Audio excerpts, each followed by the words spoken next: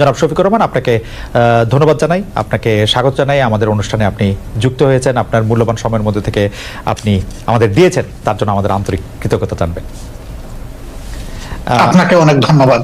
একটি গ্রহণযোগ্য নির্বাচন অন্তর্বর্তী সরকারে করতে হবে। একটি জনপ্রিয় প্রশ্ন এরকম যে আপনারা আওয়ামী লীগকে নির্বাচনে অংশ নিতে দেওয়ার পক্ষে নাকি বিপক্ষে? আওয়ামী লীগ আপনাদের কোনো রাজনৈতিক স্পেস না নিলেও আপনি আওয়ামী লীগের নাম উল্লেখ না করে কোনো ধরনের জুলুম না করার কথা ঘোষণা দিয়েছেন। অনেকে বলেছেন যে এই ঘোষণা না দেওয়ার কে আপনি, এই প্রসঙ্গেও যদি একটু আপনি বলেন। না, এই ঘোষণা দেওয়ার কে প্রশ্ন করেছে? জি, আসলে আমি আওয়ামী লীগের নাম নেই আর আওয়ামী লীগকেও আমি ইন্ডিকেট করি। শুধু আওয়ামী লীগ আমাদের উপরে জুলুম করে নাই, আরো অনেক পক্ষ আমাদের উপরে জুলুম করেছে। দল হিসাবে আমাদের উপরে যে জুলুমটা করা হয়েছে, যেমন ধরেন আমাদের নিবন্ধন কেড়ে নেওয়া হয়েছে, আমাদের প্রতীক কেড়ে নেওয়া হয়েছে, আমাদের অফিসগুলা সিলগালা করা হয়েছে, আমাদের শেষ পর্যন্ত তারা দিশাহারা হয়ে আমাদেরকে নিষিদ্ধ ঘোষণা করেছে। এই যে কাজগুলা দলের উপরে যে জুলুম করেছে, আমরা বলছি যে এটা প্রতিশোধ আমরা নেব। কারণ প্রতিহিংসার জন্ম নেই, আর প্রতিশোধ যখনই নিতে যাব তখন আইন হাতে তুলে নেওয়া হয়। আমরা আইন হাতে নেওয়ার ব্যাপারে আমরা বিশ্বাসী না। কিন্তু সাথে সাথে এই কথাটা আমরা বলেছি যে ভিকটিম এবং ভিকটিম ফ্যামিলি যদি আইনের আশ্রয় নেয়, এটা তাদের রাইট, ন্যায় বিচার পাওয়া, তাহলে আমরা তাদেরকে সর্বাত্মক সহযোগিতা করবো। আমরা স্ট্যান্ড থেকে সরিনি, আমাদের স্ট্যান্ড আছে। এখানে আওয়ামী লীগের নামও নেওয়া হয়নি, আওয়ামী লীগকে ইন্ডিকেটও করা হয়নি। এটা ছিল একটা সামগ্রিক বক্তব্য। আমার এই বক্তব্যটাকে টুইস্ট করা হয়েছে যে জামাতের আমির আওয়ামী লীগকে ক্ষমা করে দিয়েছেন এবং সাধারণ ক্ষমা ঘোষণা করেছেন। প্রথমটা তো নাই, দ্বিতীয়টা করার আমি কে? একটা রাষ্ট্রের সাধারণ ঘোষণা করার একমাত্র ব্যক্তি হচ্ছেন রাষ্ট্রপ্রধান, যিনি অর্থাৎ প্রেসিডেন্ট। তিনি ছাড়া প্রধানমন্ত্রী এটা পারে না, আর কেউই পারে না। আমি কে এটা করার? আমার তো কোনো অধিকার নাই।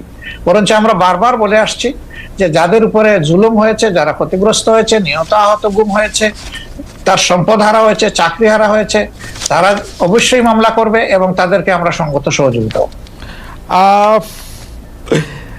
আচ্ছা, এটি অবশ্য আমাদের একটি প্রশ্ন, কারণ হচ্ছে যে পত্রপত্রিকায় যেটি ছাপা হলো আওয়ামী লীগকে ক্ষমা করে দেওয়ার ঘোষণা জামায়াতের আমিরের, অনেকেই বলেছেন যে আপনি হয়তো খোলা মনে সাদা মনে সেই ক্ষমাটি ঘোষণা করতেই চেয়েছেন, কিন্তু পরে যখন আপনার দলের লোকেরা বা আপনি ফিরে গিয়ে চাপের মুখে সেটি আবার একটু বক্তব্য অন্যরকম করছেন। বিষয়টি কি ঠিক? মোটেই না, আমি মোটেই না। আমার বক্তব্য টুইস্ট করা হয়েছিল, সেটাকে আমি ক্লিয়ার করেছি। কোনো চাপও ছিল না আমার উপরে, এবং আমি এখানে কোনো হীনমন্যতায় ভুগিনি। আমি যা ভালো মনে করেছি, খোলা মনে সেটি বলেছি। আচ্ছা, আরেকটি প্রশ্ন আসতে চাই, সেটা হচ্ছে বৈষম্য বিরোধী যে ছাত্র আন্দোলনের যে রাজনৈতিক প্ল্যাটফর্ম, সেটি নিয়ে আমি সরি একটু আপনাকে ইন্টারাপ্ট করবো। আপনি বলেছিলেন যে আওয়ামী লীগ নির্বাচনে আসুক, তারা রাজনীতি করুক, এটা আমি চাই। জি, আগে আওয়ামী লীগকে ডিসিশন নিতে হবে তারা আসলেই রাজনীতি করবে কিনা, তারা আসলেই রাজনীতি চায় কিনা। কারণ তারা যখনই ক্ষমতায় গিয়েছে তখন তো তারা রাজনীতির বাইরে চলে গেছে। প্রথম পিরিয়ডে শেখ মুজিব সাহেব জীবিত থাকা অবস্থায় তো তিনি বহুদলীয় গণতন্ত্রকে একদম শেষ করে দিয়ে একদলীয় বাকশাল কায়েম করেছেন। আওয়ামী লীগ যখনই ক্ষমতায় এসেছে সেই জিনিসটাই এস্টাবলিশ করার চেষ্টা করছে। এবারও তারা কিন্তু সে পথেই হাঁটছিল, এবং তাদের নেতারা বলতেন যে আমরা বাকশালের চেতনা অন্তরে ধারণ করি। সাংঘাতিক কথা। বাকশালের চেতনা যদি ধারণ করেন তো আওয়ামী লীগের নামে রাজনীতি করেন কেন? তাইলে তো তাদের সাহস করে বাকশালের নামেই রাজনীতি করতেন, দেখতেন যে জনগণ তাদেরকে কিভাবে রিসিভ করে। সেটা তো তারা করেননি। এই জন্য আওয়ামী লীগ আদৌ রাজনীতি করবে নাকি ফ্যাসিজম করবে, আগে আওয়ামী লীগ ডিসিশন নেন।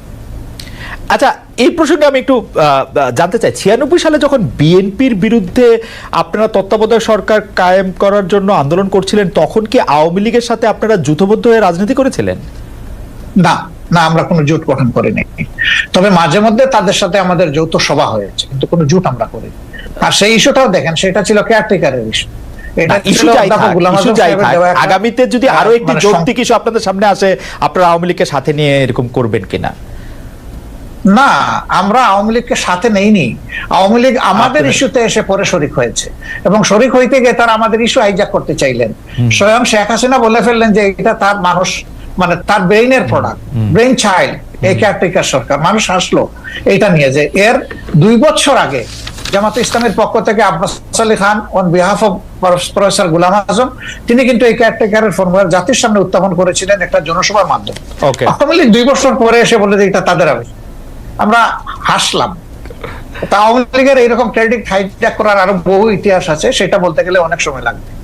আমরা দর্শকদের যে প্রশ্ন করেছিলাম সেটি আসলে আপনি এখন মিস ইন্টারপ্রিটেশন বলছেন, সেই মিস ইন্টারপ্রিটেশন থেকে আমরা দর্শকদের কাছে প্রশ্ন করেছিলাম যে আওয়ামী লীগ সরকারের জুলুম সম্প্রতি দল হিসাবে ক্ষমা করার ঘোষণা দিয়েছে বাংলাদেশ জামাত ইসলামী, জামায়াতের অবস্থান সঠিক বলে মনে করেন কিনা? শতকরা 73% দর্শক মনে করছেন যে না এটি সঠিক নয়, শতকরা 27% দর্শক মনে করছেন যে কিন্তু হ্যাঁ, আপনার প্রশ্ন, আমি যদি বলি বিনয়ের সাথে যে আপনার প্রশ্নটাই তো সঠিক হয় না না সেটি তো আমরা আপনার বক্তব্যে পরিষ্কার হলাম যে আমাদের প্রশ্ন সঠিক হয় নাই। তবু যেহেতু যে প্রশ্নটি করেছিলাম আবার দেন একটু দেখি তারা কি বলে। হ্যাঁ না ঠিক আছে, আমরা আবারও নিশ্চয়ই এটি আবার জানতে চাইবো যে আমরা আরেকটি এটি করব যে এটি আসলে জি, জি। এটি আসলে উনার বক্তব্য নয় বা উনার বক্তব্যকে একটু মোচড় দেওয়া হয়েছে, যেটি ডক্টর শফিকুর রহমান একটু না, ভালোই মোচড় দেওয়া হয়েছে, একটু না।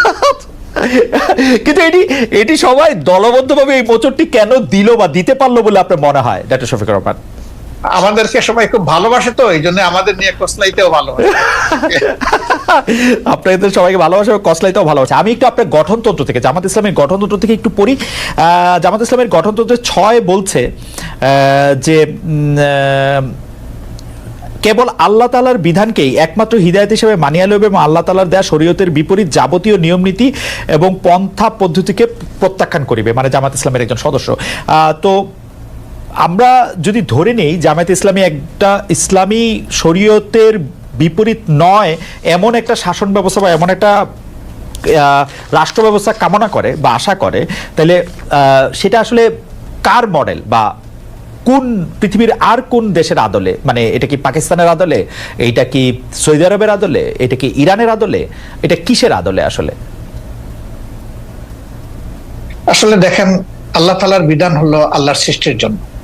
আল্লাহ তাআলা মানুষকে শুধু সৃষ্টি করে নাই, তিনি সমস্ত সৃষ্টির স্রষ্টা। সেই স্রষ্টার পক্ষ থেকে যে বিধানটা আসে সেটা হলো ব্যালেন্সড এবং সবার জন্য উপকারী। আল্লাহ তাআলার কোরআনের অ্যাড্রেস হচ্ছে ইয়া আইয়ুহান নাস, হে মানব জাতি। এটা দিয়ে আল্লাহ তাআলা কোরআনে অ্যাড্রেস করেছেন এবং তার নবীকেও তিনি মানব জাতিরই শুধু নেতা রাখেন নাই, তিনি সমস্ত সৃষ্টির উপরে একটা রহমত স্বরূপ বলেছেন। তো আমরা সেই আদর্শকে অবশ্যই আমরা লালন করি, ধারণ করি এবং আমরা বিশ্বাস করি এর মাধ্যমে মানব জাতির কল্যাণ নিহিত এবং মানব জাতি কল্যাণ পাবে। যেমন ধরেন একজন কমিউনিস্ট পার্টির সদস্য, তিনি বিশ্বাস করেন যে কমিউনিজমের মাধ্যমে মানুষের মুক্তি। যারা সোশ্যালিস্ট তারা মনে করেন সোশ্যালিজম মানুষকে মুক্তি দিতে পারবে, অন্তত অর্থনীতি মুক্তি।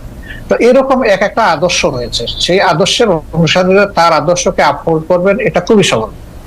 আমরাও সেই দিক থেকেই করি। এখন আপনার প্রশ্ন হলো যে এটাকে পাকিস্তান মডেল হবে নাকি অন্য কোনো দেশের মডেল হবে? না, এটা আল্লাহ তাআলা স্রষ্টা আর তার মেসেঞ্জার যারা ছিলেন, শুধু মুহাম্মদ সাল্লাল্লাহু আলাইহি ওয়াসাল্লাম না, এর আগেও যারা পয়গম্বর এসেছেন বা প্রফেট সাল্লাল্লাহু আলাইহি ওয়াসাল্লামরা যারা এসেছেন, তারা তাদের যে মডেল, আমরা ওই মডেলটাকেই আমরা অনুসরণ করি। কিন্তু সবার মডেলটা দুনিয়ায় এখন বাস্তবে নেই।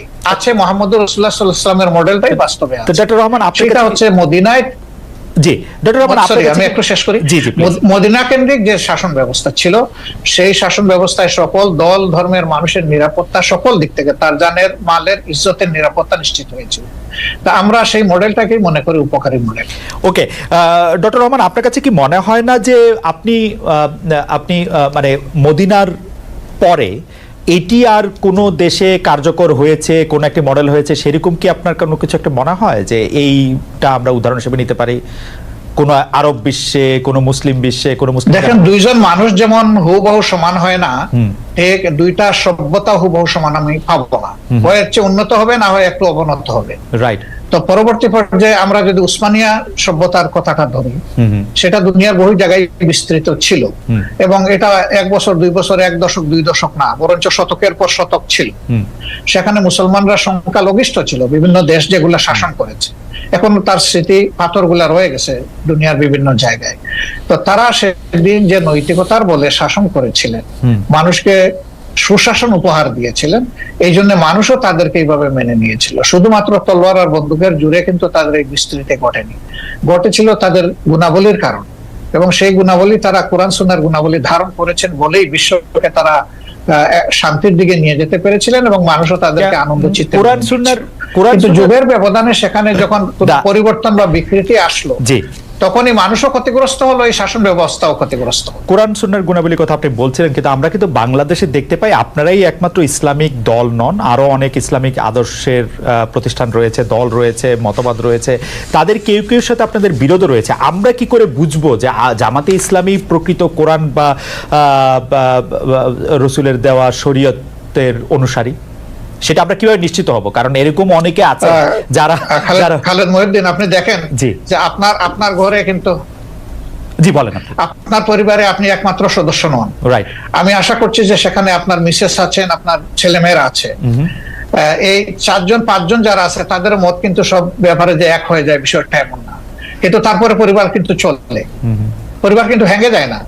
মতের ভিন্নতা থাকবে, এটাও একটা সৌন্দর্য, এবং ভিন্নতা যখন থাকে তখন অনেক কিছু ডাইভার্সিটি চিন্তা করার সুযোগ থাকে। আমাদের মধ্যেও সেই রকম ভিন্নতা আছে, এটা সকল ধর্মেই আছে, এই ভিন্নতা সকল ধর্মে আছে। আচ্ছা, এটাকে বড় কোনো ম্যাটার হিসাবে আমরা দেখি না। তবে যারা ট্রুলি মানে ইসলামের ফলোয়ার, তারা এক কোরআন মানেন, এক আল্লাহ মানেন, এক রসুল মানেন, এই 3 জায়গায় তাদের কোনো মানে দ্বিমত নাই। সুতরাং মতের মূল জায়গাটা ঠিক আছে, বাকি জায়গাগুলা খুঁটিনাটি একটু এদিক সেদিক হতেই পারে, এটা কোনো বড় ব্যাপার। ইসলামের ডেমোক্রেসি জায়গাটা কেমন? মানে ইসলাম কি, আপনি মদিনার কথা বলছিলেন, আমাদের রসুল সাল্লাল্লাহু আলাইহি ওয়াসাল্লাম বা তার পরে যেসব খলিফা অন্তত 4-5 জন যেভাবে নির্বাচিত হয়েছিলেন বা যেভাবে ইয়েতে বসছিলেন, সেটি কি গণতান্ত্রিক উপায়ে নির্বাচিত হয়েছিলেন তারা? অবশ্যই, অবশ্যই।